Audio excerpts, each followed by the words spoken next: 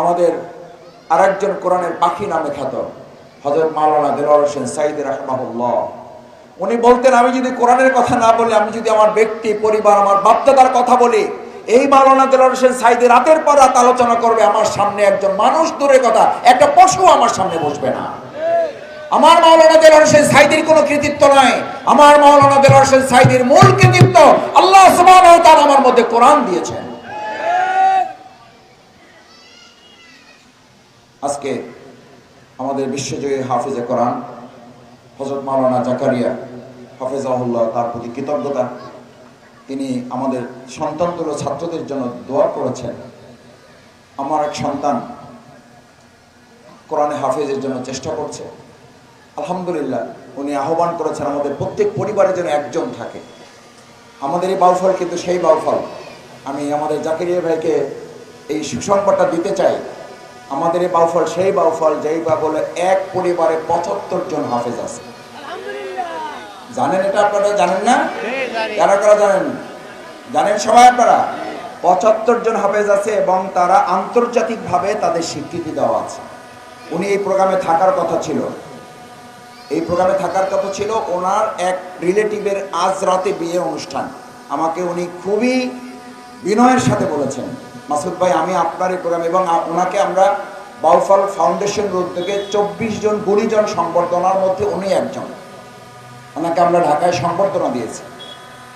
আজকে এই প্রোগ্রামের জন্য ওনাকে যখন বলেছি তখন উনি বলেছেন, মাসুদ ভাই আমার জীবনের জন্য এটা খুব ভালো হতো যে আমি যদি প্রোগ্রামটাতে থাকতে পারতাম। আমার সালাম বলবেন সবাইকে, আমার দোয়া রইল ভবিষ্যতে যে কোনো কার্যক্রমে আপনাদের এই হাফেজ এবং এই মাদ্রাসার সাথে উনি থাকবেন। এটা এই জন্য বললাম প্রসঙ্গক্রমে যে আমাদের প্রিয় ভাই হাফেজ জাকারিয়া যে আহ্বান আমাদের জানিয়েছেন যে এক পরিবারে একজন, সেখানে আলহামদুলিল্লাহ আমাদের এই প্রিয় বাউফলে ৭৫ জন যদি এক পরিবার হইতে পারে, তাহলে আমরা এক এক পরিবার থেকে একজন পারবো ইনশাআল্লাহ, পারবো ইনশাআল্লাহ। এটা কি মাদ্রাসার প্রয়োজনে না আমার প্রয়োজনে? এটা কি ভাইদের না শুধু বোনদেরও লাগবে? লাগবে। আমি মাঝে মধ্যে ভাবি আমার পরিবার আলহামদুলিল্লাহ, আল্লাহ অহংকার মাফ করুন, বোঝার জন্য বলছি, আমার ভাই হাফেজ আছে, আমার ভাতিজা হাফেজ আছে। এখন আল্লাহ কবুল করলে আমার ছেলে যদি আল্লাহ দয়া করেন তাহলে হাফেজ হবেন। এরকম প্রত্যেক পরিবারে আমি মাঝে মধ্যে যখন আর কোনো দিশা খুঁজে পাই না, জাকারিয়া ভাই যখন এই আলোচনা করছিলেন, ভাইরা আজকের এই প্রোগ্রামকে অন্যভাবে নিয়েন না, কেউ মনে করে না যে কোনো একটা উদ্দেশ্যে আপনাদেরকে এখানে একত্রিত করা হয়েছে, নিরেট কোরআনের সাথে সম্পর্ক করা।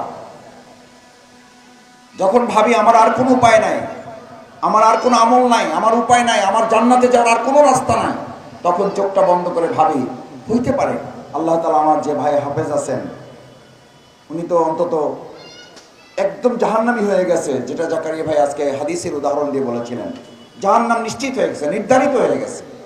সেখান থেকেও কোরআনের উসিলায় আল্লাহর কাছে সুপারিশ করে জাহান্নামকে জান্নাতি করতে পারবেন। সুবহানাল্লাহ।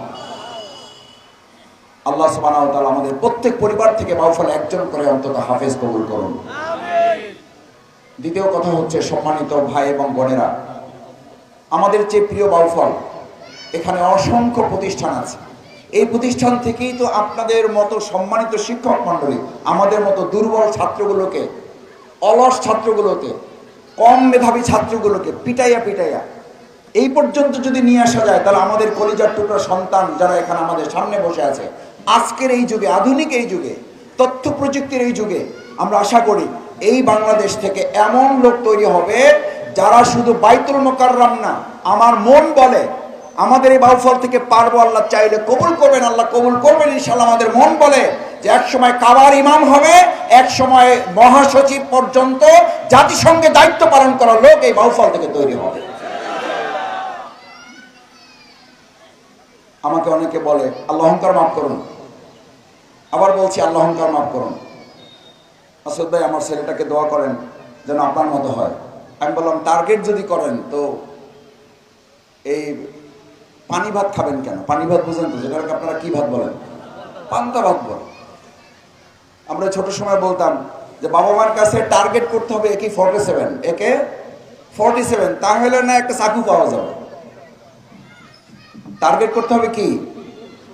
একে 47, চাইনিজ রাইফেল, খেলনা রাইফেল আর কি। আবার আসলটা বুঝেন না, মানে এটা বোঝার জন্য বলতাম যে বাবা মার কাছে চাইতে হবে চাইনিজ রাইফেল, তাহলে পাওয়া যাবে একটা চাকুটাকু পাওয়া যাইতে পারে।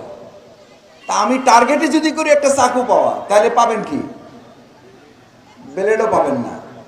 তা আমি এই জন্য যে কেউ যখন আসে বলে মাসুদ ভাই একটু আমার বাচ্চা, আজকেও কয়েকজন বলেছে মাসুদ ভাই আমার বাচ্চাটা একটু দোয়া করে দেন, আপনার মতো যেটা হয়। তাই আমি বললাম ভাই টার্গেটই করছেন চাকু, তো ব্লেডও কপালে জুটবে না। টার্গেট করেন আপনার ছেলে, আপনার ভাই, আপনার ভাতিজাকে আল্লাহ তাআলা কাবার ইমাম বানাবে, তাহলে অন্তত জাতীয় মসজিদ বাইতুল মুকাররমের ইমাম হইতে পারবে।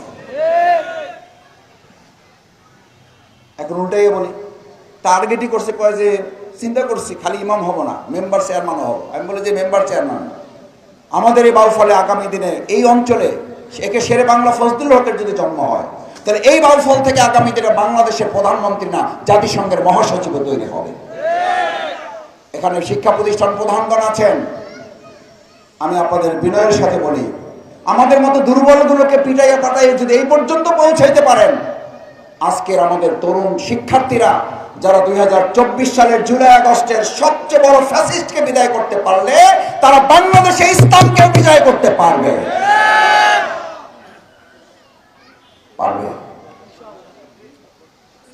আপনারা এখানে আছেন, আল্লাহকে সাক্ষী করে বলেন 2024 সালের 5ই আগস্ট আপনার কল্পনায় ছিল? চিন্তা না, পরিকল্পনা, কল্পনায় ছিল। কে করে দিয়েছেন? কে করে দিয়েছেন? ভূমিকা পালন করেছে আমাদের তরুণ যুবক ছাত্র জনতা। যদি তারা আমাদের দেশকে বৈষম্য মুক্ত করতে পারে, ওই সময় তাদের স্লোগান ছিল উই ওয়ান্ট জাস্টিস। জাস্টিস দিতে পারে একমাত্র, কেবলমাত্র, শুধুমাত্র ইসলাম, ইসলাম এবং শুধুমাত্র ইসলাম। ইসলাম ছাড়া পৃথিবীর কোন আইনে জাস্টিস হতে পারে না। জাস্টিস আছে কারো কাছে? ইসলাম ছাড়া জাস্টিস আছে কারো কাছে? না। সম্মানিত ভাই এবং বন্ধুগণ, আমার সম্মানিত বোনেরা, মডেল মাদ্রাসা আমরা একটা মডেল সেট করতে চাই। অন্য যে মাদ্রাসাগুলো আছে আমরা একসাথে চলতে চাই। অন্য যে প্রতিষ্ঠানগুলো আছে, স্কুলগুলো আছে, কলেজগুলো আছে, আমরা সবাই মিলে একটা ঝাঁকুনি দিতে চাই। বাউফলকে পরিবর্তন করার মধ্য দিয়ে আমরা আমাদের বাংলাদেশকে পরিবর্তন করব। তার জন্য আগে নিজেদেরকে পরিবর্তন করার সিদ্ধান্ত নিতে হবে ইনশাআল্লাহ। কেন? সেই আয়াতটুকু বলে আপনাদেরকে আজকে আমরা বিদায় দেব ইনশাআল্লাহ। সূরা রাদ, মহান আল্লাহ সুবহানাহু ওয়া তাআলা কোরআনে কারিমে ঘোষণা করেন, বিসমিল্লাহির রহমানির রহিম, ইন্নাল্লাহা লা ইউগাইয়িরু মা বিকওমিন। যদি জাতির পরিবর্তন করতে চাও, এই সমাজ, এই রাষ্ট্রের পরিবর্তন করতে চাও, এই দেশ, এই জাতির পরিবর্তন করতে চাও, পরিবর্তন রাষ্ট্রের হবে না, সমাজের হবে না, পরিবারের হবে না, 1 ইঞ্চি জমিনেরও হবে না। হাত্তা ইউগাইয়িরু মা বিআনফুসিহিম, যতক্ষণ পর্যন্ত তোমার ব্যক্তির পরিবর্তন না হবে। ব্যক্তির পরিবর্তন ছাড়া পরিবার পরিবর্তন হয় না, পরিবার পরিবর্তন ছাড়া সমাজ পরিবর্তন হয় না, সমাজ পরিবর্তন ছাড়া রাষ্ট্রের পরিবর্তন হবে না, রাষ্ট্রের পরিবর্তন ছাড়া আমাদের সভ্য সমাজ বিনির্মাণ হবে না।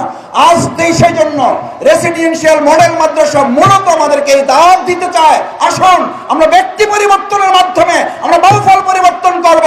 বাউফল পরিবর্তনের মাধ্যমে আমাদের বাংলাদেশ পরিবর্তন করব। বাংলাদেশ পরিবর্তনের মাধ্যমে গোটা বিশ্ব মুসলমানদের বিজয়ের জন্য আমরা এক বার্তা পৌঁছে দেব। আজকে রেসিডেন্সিয়াল মডেল মাদ্রাসা মূলত আমাদের সকলের কাছে, ভাইদের কাছে, বোনদের কাছে, শিক্ষক, ওলামায়ে কেরাম, আমার শ্রদ্ধাভাজন পিতৃ সমতুল্য মুরব্বিয়ানে কেরাম, আমার এলাকার যারা আছেন সবার কাছে আমরা আহ্বান জানাই, আসুন।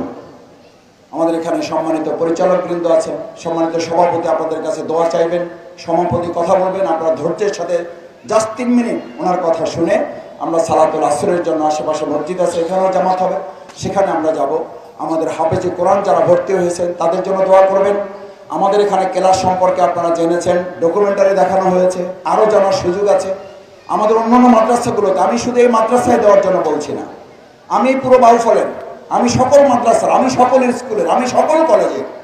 কিন্তু আমাদের সম্মানিত ওস্তাদ আব্দুল্লাহ মোহাম্মদ সাইফুল্লাহ ভাই, আমাদের সম্মানিত মেহমান হাফেজ মাওলানা মোহাম্মদ জাকারিয়া ভাই যে আহ্বান জানিয়েছেন, আমরা আমাদের সন্তানদেরকে দ্বীনি প্রতিষ্ঠান থেকে অন্তত মাসদারগত শিক্ষাটা, বৃত্তি শিক্ষাটা যেন মাদ্রাসা থেকে অন্তত বুনিয়াদটা তৈরি করে দিতে পারি, কাঠামোটা যেন তৈরি করে দিতে পারি, অন্তত আমরা সন্তানকে কোরআন শেখানোর ব্যবস্থাটা যেন করতে তাহলেই সেই সন্তান হবে